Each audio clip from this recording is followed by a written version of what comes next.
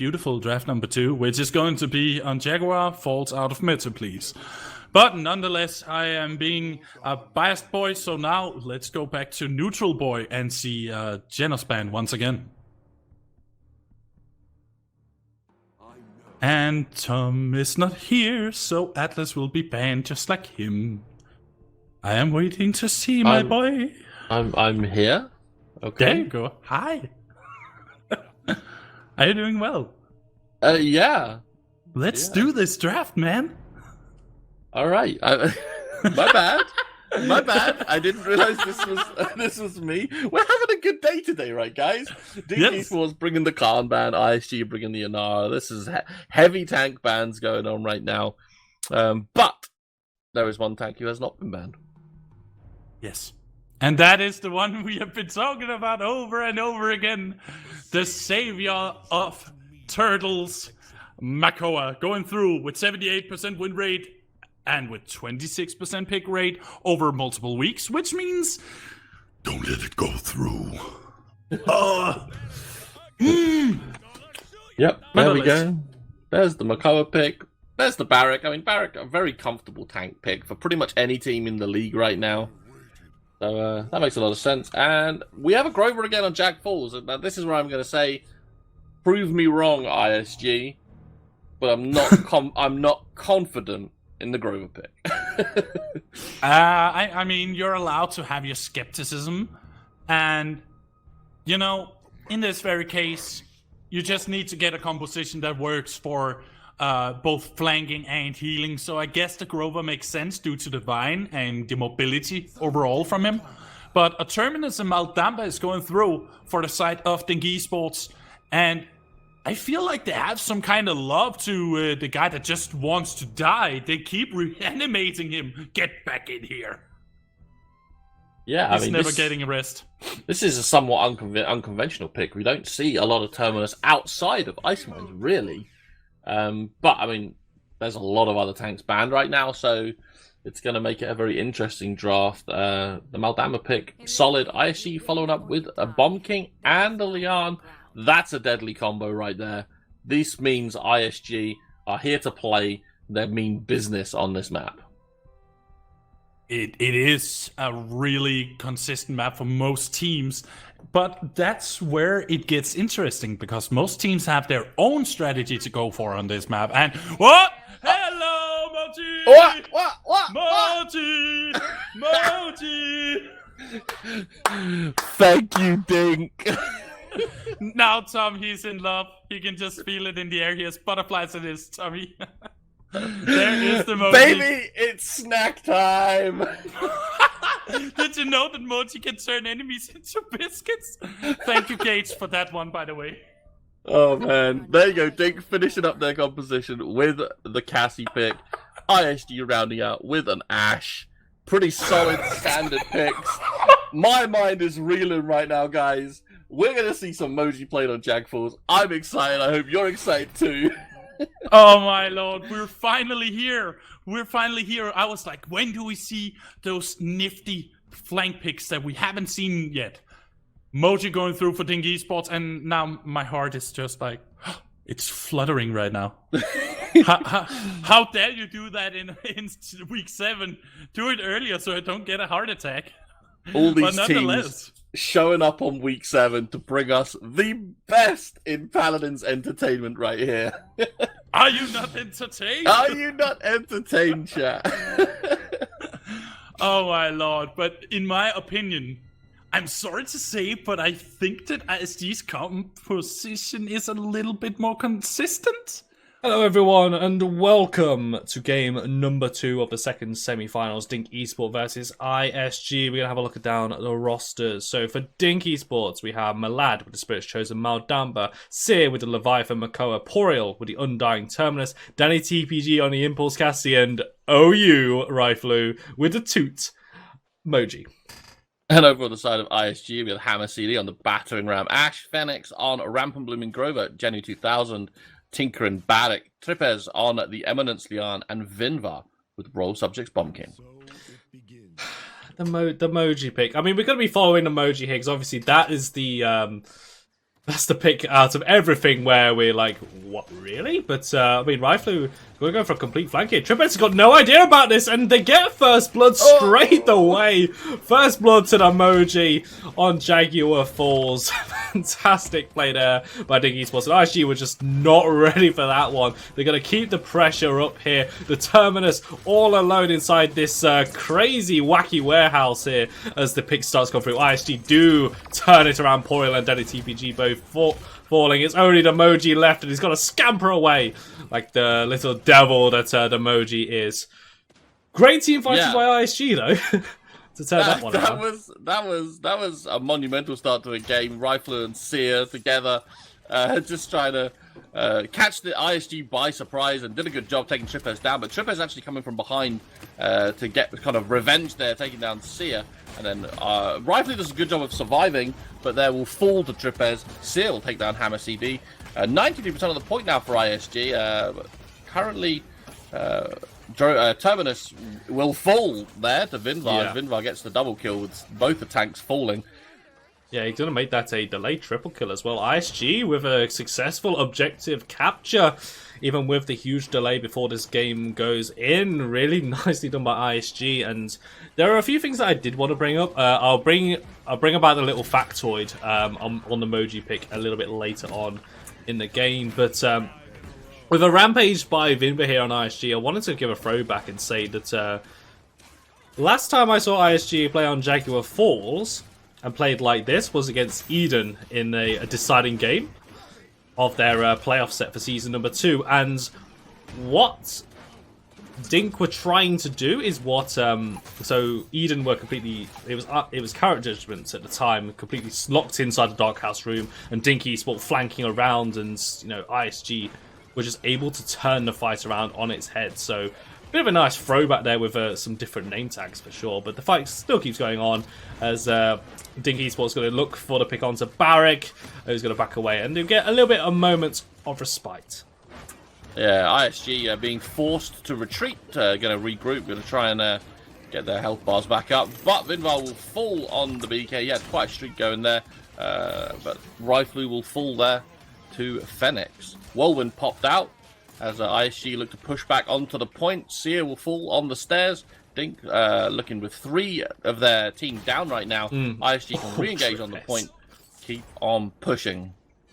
This is great to see. I mean, ISG to see Trippez having a good game. Like, he's very much been hot and cold throughout this entire season, and he's feeling confident now on this Liam, which is great to see. But we're gonna have another team fight for him to get a little bit more damage down. They're gonna put the focus onto Poiriel. There's 2 ultimates used, Ancient Rage and the Dread Serpent onto the point. Looking towards Seer, they burn through the Ancient Rage, and Genu's still alive on the Barrack. How is he still going? He's still trying to go. Hammer CD as well on the back end, looking to nearly spawn trap the Dink Esports roster. ISG, welcome back. They will push successfully and go 2-0 up. What a fantastic push from ISG there. Barrack indeed showing the sustain that he can bring. Obviously, great help there from the Grover with a 17 streak there for the Grover. Very, very good performance so far. But yeah, ISG looking pretty dominant in this game. Dink trying something out of the box, having a little bit of fun with the Moji, but it's not paying off just yet. Going to see what they can do coming into this second point fight.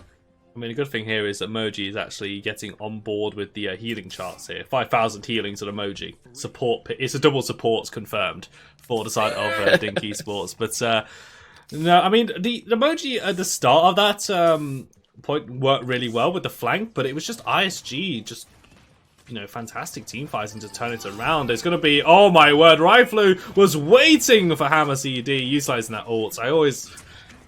one of the craziest ults in the entire game, but the pick onto Hammer CD as ISG once again completely locked into the side here. Another kill on for the Moji. Dink Esports completely corralling ISG. They're pincering them now. Poiriel will use that reanimate as Geno has to get out of trouble. Riflu with another kill on the Moji as they turn attention towards Geno 2000. That's the team fight they wanted at the start of this game. Dink Esports will capture with combat mechanic and go 2-1 up.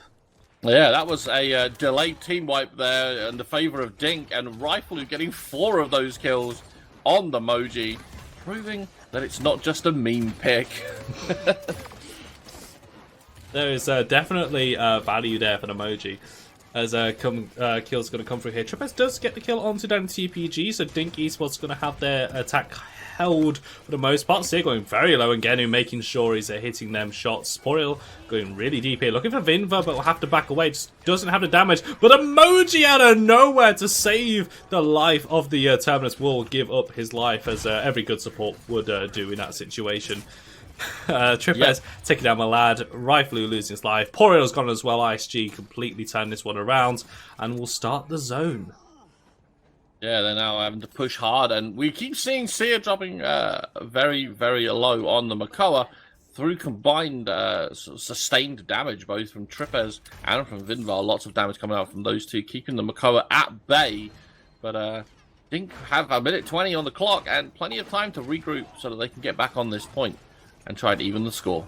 Yeah, they regroup and go through Dark Side. There's going to be the smash down onto Vinva, looking for the pick, and Danny TPG will get that kill on the side of Dink. They're now turning attention toward getting on the left-hand side. It's a very split fight. Seer gets the killing blow as Riflu is in the backline, causing chaos for the backline. Has to force ISG's damage dealers away from the fight. Hammer CD is at half HP. Riflu has got another ult available to him, and he's currently 1 for 1 in ultimate usage here on the emoji pick.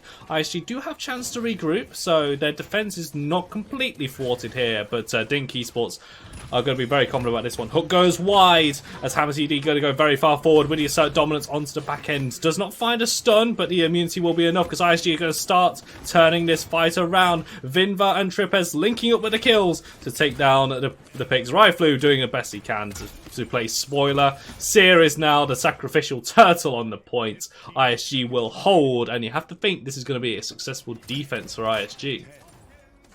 Absolutely, another multi-kill there coming through for Vinvar on the Bomb King, just to clean up the last remaining dregs of Dink Esports, and now Dink will be zoned away, and that will be a successful defense for ISG, taking this map to 3 points to 1.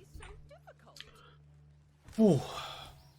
A good 3-1 set, and between these two teams, there's so much riding on this for ISG. It's really encouraging to see the players start stepping up, and there are little bits of Season 2 character judgment starting to creep in here for this team, which is really fantastic to see. And Dink Esports not really finding the success that they had in the first game. The Terminus has not really had that impact on the Ice Mines. I think you did mention that we don't normally see Terminus outside of Ice Mines for this very reason here. But Dink Esports do have an opportunity again to recapture. They have the combat mechanic. It is in effect. Yeah, absolutely. The Terminus still kind of a confusing pick to me on this map. I mean, I know a lot of tanks were banned out, but I mean, we still had, like, for instance, the Fernando available. But yeah, let's see how Poriel can do it. Let's see if they can pull back a comeback now as they come. A snack time pop again. It's not enough, but Milad here is going to aim up a big 4-man Dread Serpent, impacting the whole of the ISG roster.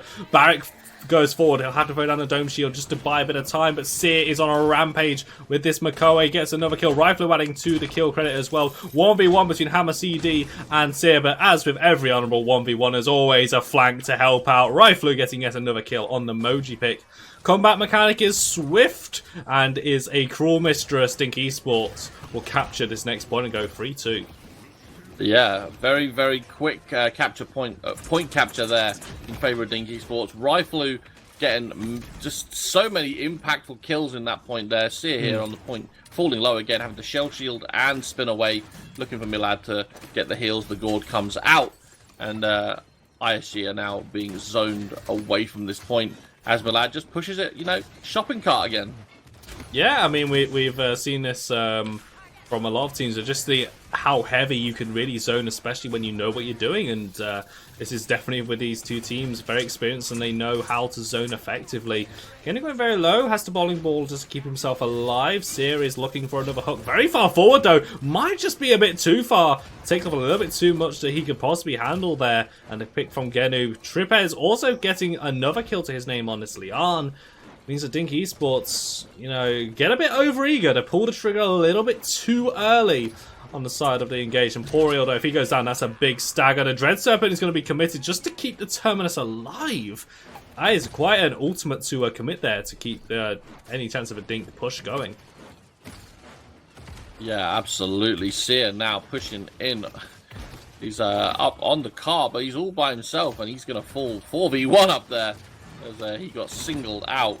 And now Porio on the Terminus is going to try and keep the point going, but Power Siphon just being used defensively as it is to just get them heals from Milad coming through, standing on the gourd, but they're having to back off. There's a lot of pressure coming through from ISG right now. They do not want to give up this point. They want to keep their advantage strong. And we see Riflu and Porio both full now as Dink looked like their push is collapsing around them.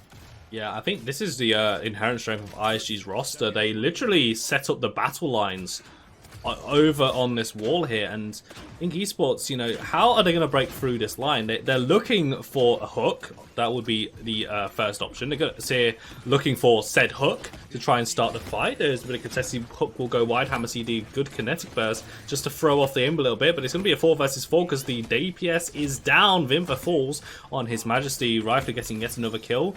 Hook lands onto Hammer CD. That's another kill going through as well. Trippers loses his life to Rifle. Ancient Rage will be committed as well. Joining the overtime, looking now towards the barrack. Get the front lines down. ISG completely staggered. Having to go back into points.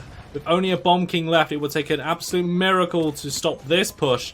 The Grover is going to have to be back in spawn. Hammer CD is down to contest. Riflu just doing so much work. He's going to go wide with the Biscuits. Hammer CD, obviously not quite well versed in skeet shooting to take down an airborne Hammer CD. Big Dread Serpent. Dink Esports want this push, committing so many ultimates to this as Danny TPG takes down Vinva. Looking now towards Genon. Get that dwarf down. Take him out. He will fall here, lose his life, but that's going to be enough.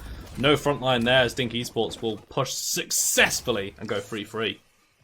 What a massively contested push that was. Everyone committing their ultimates to try and either push or defend.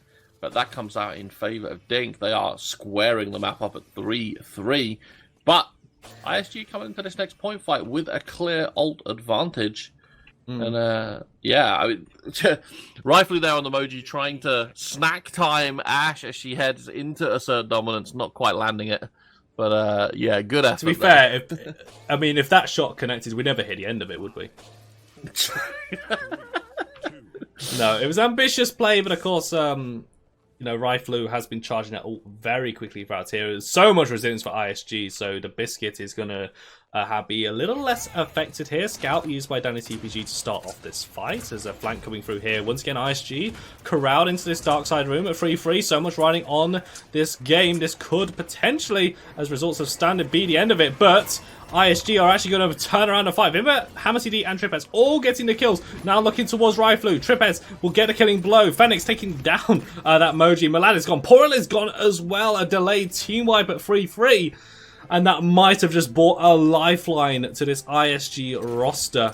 The dismounts come through. Cassie and Makoa both dismounted. The zone coming through as well. Riflu will try and get through. King Bomb just to zone out, just to deny. He's waiting on the end of this wall. Who's going to come through? Oh, it's a Seer! The Makoa was caught out by the trap. The Shell's shield is going to obviously keep him alive. Rifle does get a pick onto Tripez. So over his head. There is a contest coming through. Ultimates used. Rifle with a snack time, but he loses his life before he can get the kill. Seer, kinetic burst away by Hammer CD on this point. You're not getting near to this one. Overtime ticking. Another kinetic burst charging up. Seer knocks away. Shoulder bashing the Makoa back as well. You will not pass. ISG take this to game number 3.